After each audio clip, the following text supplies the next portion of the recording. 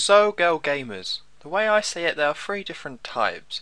There are the casual girl gamer who would never really say they're into games but have played hours and hours of Bejeweled and Just Dance, and if you even suggested to them that they played a Zelda game, they would laugh you out of popularity.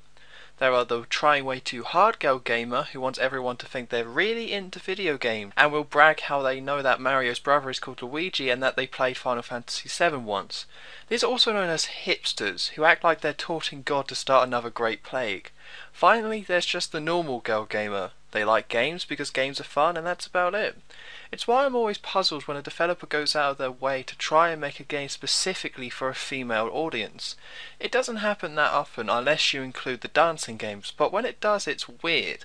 If you make a good game, everyone will buy it, so why put off guys from playing your game just to try and get female gamers to play it?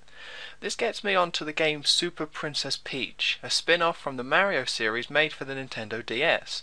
This game was targeted for a female audience, so I decided to sacrifice one of my man cards, put my bollocks in a drawer for a few hours and give it a go.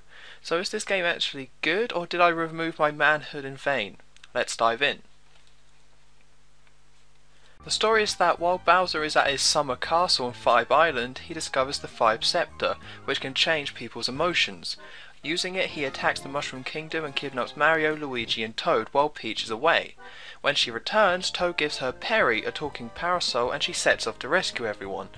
The opening cutscene is actually pretty amusing, and its writing and graphical style reminds me of the Mario and Luigi games.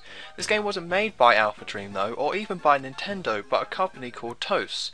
TOS has made such gaming classics like the Wii version of Dead Rising, Shrek, Hassle at the Castle for Game Boy Advance, and the DS version of Crash Mind Over Mutant. Okay, TOS has actually developed some pretty good games. It's just odd how Nintendo is normally pretty strict with their licenses, but this is the second DS game in the Mario series that I've reviewed that they let some random developer make. Anyway, after every boss in the game there are also short cutscenes that give Perry his own backstory by making him dream about what happened to him. Overall the story isn't anything groundbreaking, but it's as good as it needs to be, and there's definitely more effort with the story here than any new Super Mario Bros. Game. At first glance the gameplay looks like a mix between Yoshi's Island and a traditional Mario platformer, but there are a lot of original things in this game. The first is Perry the Parasol itself. While you can jump on a lot of enemies to kill them, you also have a basic attack where you swing Perry. It's nice to have a normal attack in a Mario game, as it means you can make short work of the majority of enemies in your way. Also with Perry you can pick up enemies which you can either throw or, well, absorb them, to fill your emotion meter. Your emotion meter is needed to use the 4 different emotions, which are this game's versions of power-ups. The emotions are Joy, which allows Peach to float upwards as well as creating a cyclone; Gloom, where Peach starts crying making her run faster; Rage, which turns Peach into a fireball and giving her a stomp attack; and finally Calm, which heals Peach's health over time.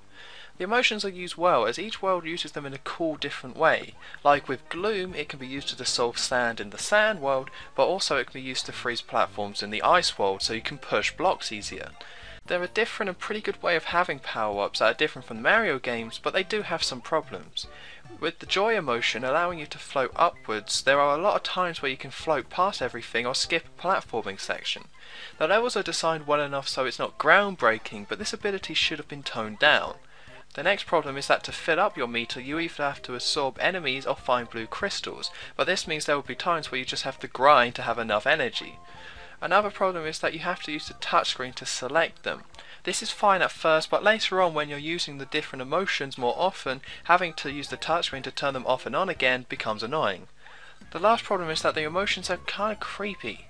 Maybe it's just me because this game was targeted for young girls, but there's something off about making Peach cry to solve a puzzle. This isn't helped by the fact that on the bottom screen there is always a picture of Princess Peach staring right at you, and it changes when the emotions are used. I guess they had to put something on the bottom screen, but Peach really does creep me out a bit too much. Perry has other uses outside the normal attack. You can upgrade Perry to get extra abilities such as being able to float slowly towards the ground. The upgrade system adds a lot to the game. The coins you collect during levels can be spent at the shop to buy new abilities, upgrade your health and emotion meter, and buy extras like puzzle pieces. It's cool that the coins have a real use in this game, and it's balanced enough so you both have to go out your way to find coins in levels, and you also have to decide which upgrades you're going to buy with the limited coins you collect. There are times where Perry can be used to slide along poles, and there are other parts where Peach is in a submarine, which is similar to Super Mario Land actually. There's a lot more than you would expect to this game with the emotions, upgrades and the variety in the gameplay, so it never really becomes dull or boring. The controls can be a bit off though, such as when you attack enemies on slope, and also you can slide off platforms when maybe you didn't mean to.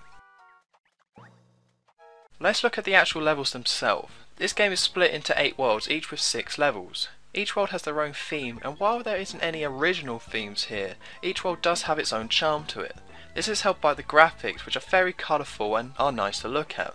Its style actually borrows very heavily from Yoshi's Island, which is both a good and a bad thing. It's good because it suits this game well, and what's odd is that this game actually captures the charm of the original Yoshi's Island better than Yoshi's Island DS did. It's bad because it borrows too much, with some enemies looking exactly the same, so while it does fit this game and is charming, I would have liked a bit more originality. The level design is also similar to Yoshi's Island, as in the levels aren't linear.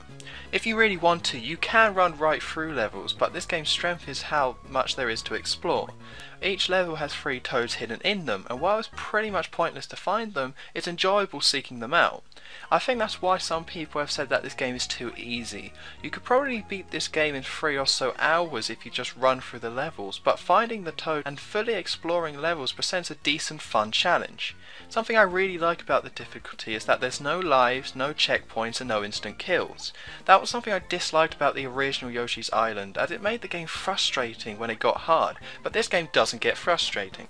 Another improvement is that when you collect a toad, it doesn't get erased when you die, once again removing even more frustration when collecting things that most games have. I want to say I like the boss fights, but they have their problems. Before each boss fight you have to do a stylus minigame on the bottom screen, which I found annoying. They're surprisingly unprecise and they seem really unnecessary as they don't have anything to do with the actual boss fight itself. When you get past them you come to a screen where there is a hint box that tells you exactly how to beat the boss. I understand why they put these here, as with everything you can do in this game it might have got a bit confusing to figure out how to defeat bosses, but I really doubt it. The actual boss fights themselves are a bit hit and miss. I like the dragon fight and it felt pretty original for a Mario game, but the King Boo fight is annoying. You have to get floating homing fireballs to light up 4 candles to damage him, but the way to do this is just by standing there and hope that the fire reaches you before King Boo does. Super Princess Peach as it stands is a fun game. There's a lot of charm here and the level design is as good as you would expect from a Nintendo game. While it does borrow heavily from Yoshi's Island, I think there's enough creativity and ideas here to make it stand out on its own. It does a lot of things right, although it's not perfect. Aiming it squarely at a younger audience does make this game suffer and can be off-putting while playing it. While it's not up there with the classic Mario games, as a spin-off it does everything you would want it to do. My score is 6.5 out of 10. It's nothing special, but it's a fun little game that I would recommend for anyone who enjoys platformers.